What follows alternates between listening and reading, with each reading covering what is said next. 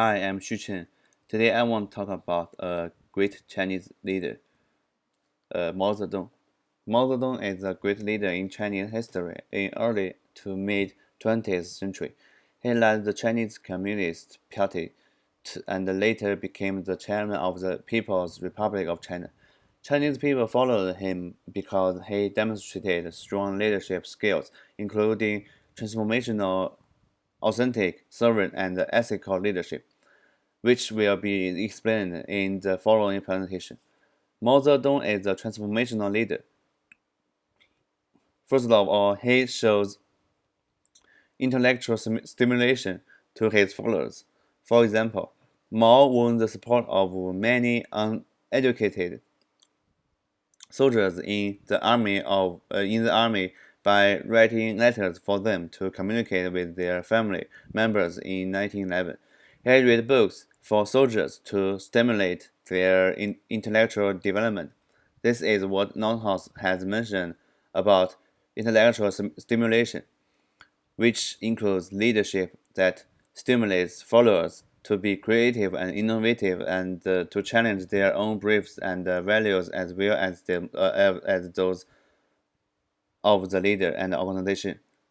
Northhouse, page 169. Furthermore, Mao also showed inspirational motivation during his leadership. Leaders with inspirational motivation tend to use symbols and emotional appeals to focus group members' efforts to achieve more than they would in their own self-interest. Team spirit is enhanced by this type of leadership.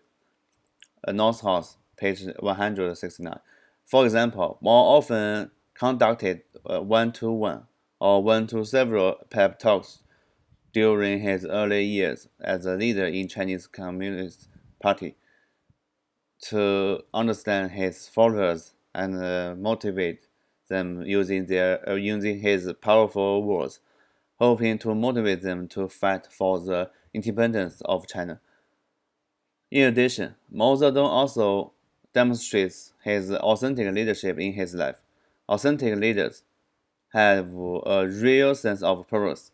They know what they are about and where they are going, are inspired and intrinsically motivated about their goals. They are passionate individuals who have a deep-seated interest in what they are doing and truly care about their work. Northhouse, page 197. This is exactly what Mao shows after the May 4th movement in China as a member of the Chinese Communist Party. He has a real sense of purpose that he wants to reform China into a new one, and he was inspired by this sense. He added to the boycott of Japanese goods and serves by forming the Human United Students Association in 1919 that brought revolutionary students together. Clemens, page 35. In addition, he also published a weekly newspaper, the Xiang River Review, demonstrating his reformist ideas, outlining plans for a new China.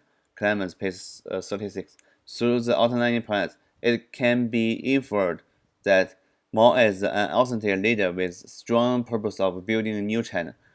He also shows internalized moral perspectives, which is an important dimension of authentic leadership, as defined by Northhouse.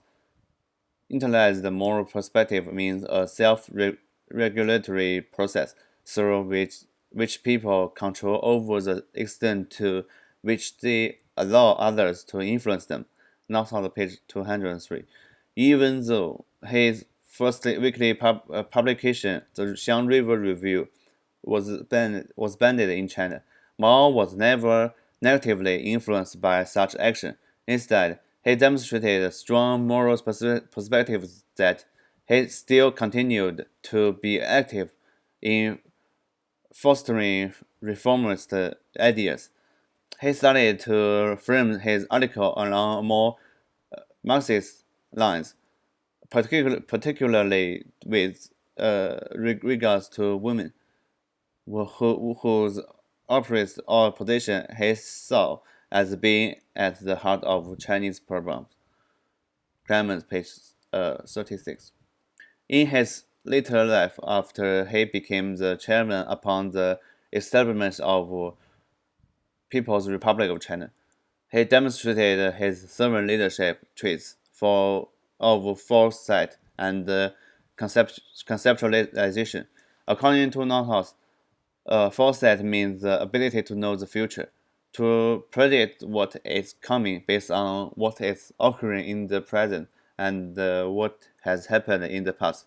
Nordhaus, page 228.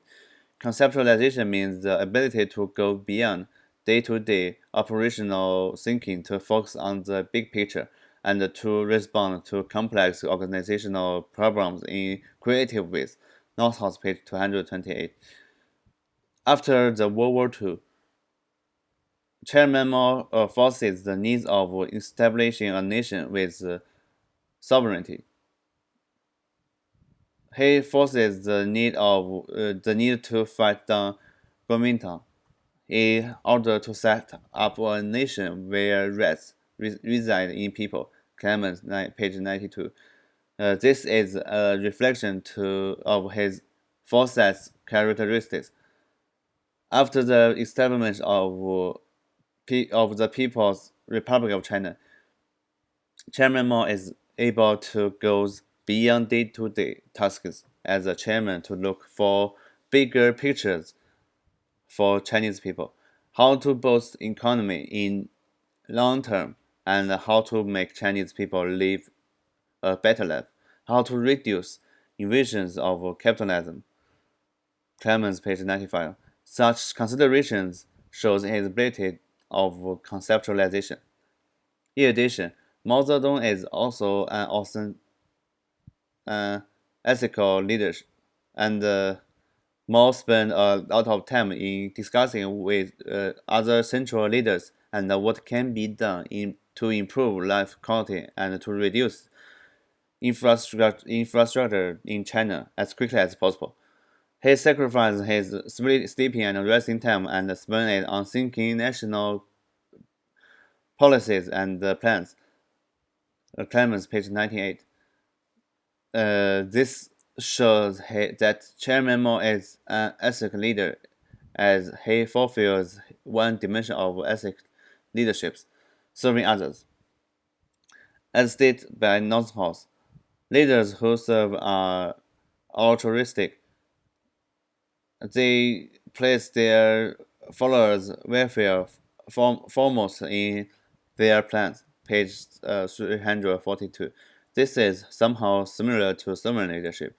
Mao sacrificed his own leisure time and his family time in order to serve the entire Chinese people by putting their life quality issue at the top, prior to his own interests. In a conclusion, Chairman Mao is a great leader in the history of China, showing his awesome, transformational, authentic, servant, and ethical leadership throughout his life. He is an amazing figure in entire China.